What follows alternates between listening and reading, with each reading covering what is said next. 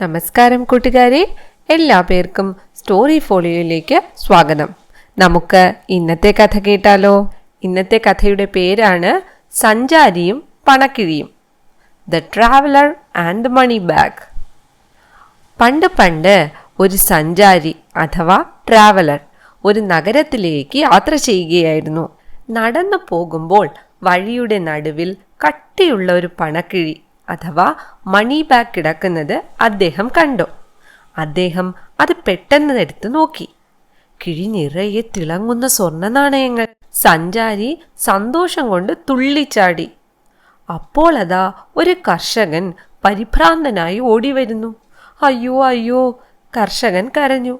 എൻ്റെ പണക്കിഴി കളഞ്ഞുപോയി. എൻ്റെ സമ്പാദ്യം മുഴുവൻ അതിലായിരുന്നു. കർഷകന്റെ സങ്കടം കണ്ടപ്പോൾ കിഴി ആരുടേതാണെന്ന് സഞ്ചാരിക്ക് മനസ്സിലായി. ഉടൻ തന്നെ അദ്ദേഹം ആ ഭാരമുള്ള കിഴി ഉയർത്തിക്കാട്ടി. അതെ, ഇത് നിങ്ങളുടേതാണോ? ഞാനിതിവിടെ കണ്ടതാണ്. കർഷകൻ കിഴി വാങ്ങി. നാണയങ്ങൾ വേഗം എണ്ണി നോക്കി. എന്നിട്ട് മുഖം ചുളിച്ചുകൊണ്ട് ദേഷ്യപ്പെട്ടു. നിൽക്കൂ, എൻ്റെ കിഴിയിൽ 100 സ്വർണ്ണ നാണയങ്ങൾ ഉണ്ടായിരുന്നു. പക്ഷേ ഇതിൽ 99 എണ്ണമേ ബാക്കിയുള്ളൂ. ഇത് തിരികെ തരുന്നതിന് മുമ്പ് നിങ്ങൾ ഒരു നാണയം മോഷ്ടിച്ചു. ഈ കളവ് പറച്ചിൽ കേട്ട് സഞ്ചാരി ഞെട്ടിപ്പോയി. അതെ, ഞാൻ ഈ കിഴി തുറക്കുകയോ ഒന്നും എടുക്കുകയോ ചെയ്തിട്ടില്ല. കർഷകൻ വഴക്കിട്ടു. അവർ തമ്മിൽ തർക്കമായി. അവർ ന്യായാധിപന്റെ അടുത്തേക്ക് പോയി. ന്യായാധിപൻ കേസ് കേട്ടു. അദ്ദേഹം കർഷകനോട് ചോദിച്ചു, നിങ്ങൾ കളഞ്ഞ കിഴിയിൽ 100 സ്വർണ്ണ നാണയങ്ങൾ ഉണ്ടായിരുന്നു എന്ന് ഉറപ്പാണോ? അതെ പ്രഭോ, കർഷകൻ പറഞ്ഞു. ന്യായാധിപൻ സഞ്ചാരിയോട് ചോദിച്ചു, നിങ്ങൾ കണ്ടെത്തിയ കിഴിയിൽ 99 നാണയങ്ങളെ ഉണ്ടായിരുന്നുള്ളൂ അല്ലേ? അതെ പ്രഭോ, സഞ്ചാരിയും മറുപടി നൽകി. ന്യായാധിപൻ പുഞ്ചിരിച്ചുകൊണ്ട് അന്തിമ വിധി പ്രഖ്യാപിച്ചു.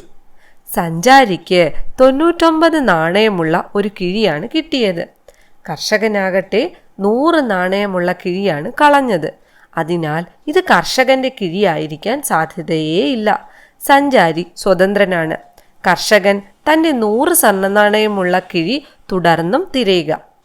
തൻ്റെ കള്ളത്തരം പിടിക്കപ്പെട്ടെന്ന് കർഷകന് മനസ്സിലായി. അയാൾ ഉടൻ തന്നെ തൻ്റെ കള്ളവാദം പിൻവലിച്ചു.